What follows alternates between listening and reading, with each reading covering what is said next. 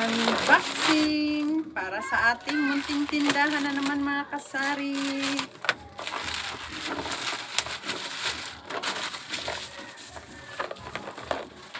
Ito ay pinagkakaguluhan ng mga bata.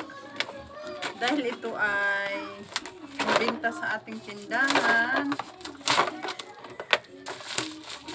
At tinitinda ko lang to ng piso mga kasari. Ayan. Super tattoo.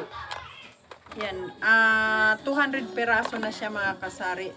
Tinitinda ko lang siya ng piso. Ang laki ng tubo natin dahil ang bili ko lang nito ay 139.